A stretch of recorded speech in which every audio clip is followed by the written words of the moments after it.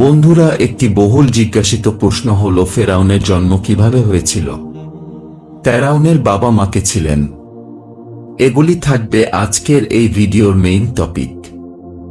আর এর সঙ্গে আমরা মিশরের বিখ্যাত ফেরাউনের জীবনের সঙ্গে জুড়ে থাকা খুবই হৃদয়ে আকৃষ্ট এবং কিছু লজ্জাজনক তথ্যের সম্পর্কে আমরা আজ জানব। আপনাদেরকে জানিয়ে রাখি যে প্রাচীন মিশরের উপরে 30টি বংশ শাসন চালিয়েছিল, মানে সহস্র ফেরাউন মিশরের শাসন করেছিল। আর ফেরাও ছিল মিশরের বাচ্চাদের উপাধি অথবা টাইটেল বলতে পারেন। অর্থাৎ সেই সময়কালে মিশরের বাচ্চাকে ফেরাউন বলা হতো। মিশরের সমস্ত ফেরাউনের মধ্যে প্রাচীন মিশরের ফেরাউন তুতেনখামনকে সাধারণভাবে একজন জাদুকর বাচ্চা হিসাবে মনে করা হতো। আর মিশরের ইতিহাসে তাকে খুব হিংস্র এবং রাগী একজন ফেরাউন মনে করা হতো। তাই 1922 সালের নভেম্বর মাসে যখন মাকবরাকে খুঁজে পাওয়া গেল, তখন পুরো পৃথিবীর মানুষের মিশরের প্রতি আগ্রহ বেড়ে গেল। সে তার জীবন দশায় এই পৃথিবীকে স্তব্ধ এবং পরিবর্তন করে রেখেছিল। আপনাদেরকে জানিয়ে রাখি যে তুতেনখামনকে মাকবারাকে খুঁজে পাওয়া এ শতাব্দীর সবথেকে বড় আবিষ্কার ছিল। আর সে মাকবারা খনন করায় এবং সেটিকে সুরক্ষিত করে রাখা। আর এর উপর থেকে বিভিন্ন ধরনের তথ্যকে জোগাড় করার জন্য হার্বার্ট কার্টার টাইম নিউজ পেপারের সাথে একটি চুক্তি স্বাক্ষর করে। আর সেখান থেকে টাইমস নিউজ পেপার পৃথিবীর সমস্ত প্রেস এবং ম্যাগাজিন এই তথ্যটি প্রচার করার অধিকার পায়। আপনাদেরকে জানিয়ে রাখি যে তুতেনখামনের এই ছোট্ট মাকবারাতে 5000-এর মতো আসিয়া উপস্থিত ছিল সোনার ভাস্কর্য এবং গহনাতে ভর্তি থাকা ছোট ছোট বাস্ক এবং নৌকা ছাড়াও সাধারণ জীবনের ব্যবহার করে থাকা জিনিসপত্র এবং রুটি গোস্তের টুকরো, ডাল এবং খেজুরের মতো জিনিস সেখানে উপস্থিত ছিল। এমনকি সেখানে ফুলের হাট উপস্থিত ছিল। ফেরাউন তুতেনখামনের মমিতে হাই রেজলিউশন ক্যামেরা এবং শক্তিশালী কম্পিউটারের মাধ্যমে রিসার্চ করা হয়। আর তারপর এমন কিছু আশ্চর্য অদ্ভুত সত্যতা খুঁজে পাওয়া গিয়েছিল, যেগুলো সত্যি এই পৃথিবীবাসীর বিশ্বাস করার জন্য একেবারে অসম্ভব ছিল। যখন ভালোভাবে রিসার্চ করা হয় তখন খুব অদ্ভুত একটি সত্য বেরিয়ে আসে, এবং সেই শব্দটি হচ্ছে ফেরাউন বিকলাঙ্গ ছিল। অর্থাৎ তার বাম পাটেরা বা বাঁকা ছিল। তার শারীরিক অসুস্থতা এবং দুর্বলতার জন্য সে লাঠির মাধ্যমে চলাফেরা করত।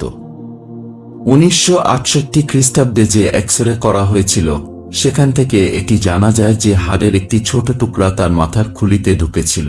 আর সেখান থেকে এটি অনুমান করতে পারা যাচ্ছে যে তুতেনখামনের মৃত্যু খুব একটা স্বাভাবিকভাবে হয়নি। হয়তো তাকে হত্যা করা হয়েছিল, আর না হলে তার কোনো অ্যাক্সিডেন্ট হয়েছিল। আপনাদেরকে জানিয়ে রাখি যে তুতেনখামনের বাবা এবং তার মায়ের ডিএনএর নমুনা থেকে এটিও জানতে পারা যায় যে তার বাবা মা দুইজনেই পরস্পরের ভাই বোন ছিল। আর তাদের এই লজ্জাজনক সম্পর্কের মাধ্যমেই এই ফেরাউনের জন্ম হয়। আর আপনারা হয়তো জানেন যে আপন ভাই বোনের সঙ্গে বিয়ে হলে বাচ্চারা বিকলাঙ্গ হয়ে থাকে। ফেরাউনের বাবা মা সম্পর্কে স্বামী স্ত্রী নয়, বরং ভাই বোন ছিল। আর প্রাচীন মিশরের ফেরাউনরা নিজের বোনের সঙ্গেই বিবাহ করত। যেমন এই পৃথিবীর সর্বপ্রথম সেলিব্রিটির সম্মান পাওয়া মালিক ক্লিওপেট্রাও নিজের ভাইয়ের সঙ্গেই বিবাহ করেছিলেন। সেখানে রানী আনাস্কা রানীর সঙ্গে তো আবার তার বাবা, ভাই এবং নানা পর্যন্ত নিজের খায়েশ মিটিয়েছিল। আপনাদেরকে জানিয়ে রাখি, প্রত্নতাত্ত্বিকরা মনে করে থাকেন যে ফেরাউন তুতেনখামনের শারীরিক অক্ষমতা এবং দুর্বলতার কারণ এটিই ছিল যে তার মা এবং বাবার মধ্যে ভাই বোনের সম্পর্ক ছিল, আর তাদের মধ্যে এই রোগ জেনেরিক ছিল। বিশেষজ্ঞদের মতে তুতেনখামন আজ থেকে মোটামুটি 3500 বছর আগে মিশরের শাসক ছিল।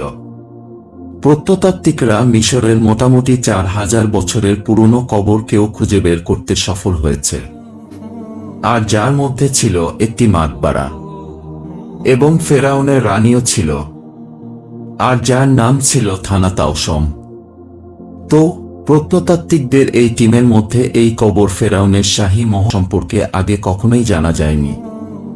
মিশরের শাসক জানিয়েছেন এই মাকবারাটি মিশরের রাজধানী শহর দক্ষিণ পশ্চিম থেকে ৩২ কিলোমিটার দূরে অবস্থিত থাকা প্রাচীনতম সাম্রাজ্যের অবসরের সবচেয়ে বড় কবরস্থানে খুঁজে পাওয়া গিয়েছে, আর যেটি ফেরাউনদের পঞ্চম পুরুষদের সঙ্গে সম্পর্ক রেখে থাকে।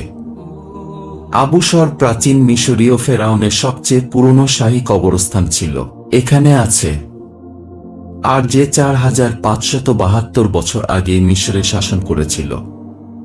আর এই কবরটি ফেরাউন নাফার ফারির মাকবারার পাশে পাওয়া গিয়েছে, আর যা সম্বন্ধে বলা হয়েছে যে এটি ফেরাউনদের বিবির মাকবারা হতে পারে, আর যাকে রেন্ট ফারাক ও বলা হতো। আপনাদের জানিয়ে রাখি যে ফ্রান্সের প্রেস এজেন্সির মতে মিশরের শাসক মান্দু আদম নিজের ভাষণে বলেছিলেন এই মাকবরাটি ফেরাউনের রানীর, যার নাম ছিল খানাতো কামসম। এই রানীর নাম এবং মর্যাদা কবরের ভেতরের দেওয়ালে খোদাই কার্য থেকে জানতে পারা যায়। তিনি আরও জানিয়েছেন এর আগের 2 রানীকেও এই নামেই খুঁজে পাওয়া গিয়েছিল, আর এজন্যই এই রানী খানাত কামসাম নামে পরিচিত হয়েছে। এটি মনে করা হচ্ছে যে এই রানীর নামে যারা মাকবারা বানিয়েছে তাদের মধ্যে যে বুদ্ধিমান মিস্ত্রি ছিল সেই খোদাই করে রেখেছিল। মিশরের শাসক আর দুতুনি বলেন এই প্রথম কোনো সুযোগ ছিল যখন আমরা একজন এমন রানীর নামকে খুঁজতে সফল হয়েছি, কিন্তু মাকবরাকে খুঁজে পাওয়া প্রথমে একেবারে মতো অজানা ছিল। তিনি আরও বলেন এই মাকবারাকে খুঁজে পাওয়াতে আমরা ফেরাউনের পঞ্চম পুরুষের শাহী মহলের কিছু গোপন তথ্যের সম্পর্কে জ্ঞান অর্জন করতে পেরেছি, যারা ফেরাউনের চতুর্থ পুরুষের সঙ্গে যুক্ত হয়ে এই রহস্যময় জিনিসগুলোকে নির্মাণ করেছিল।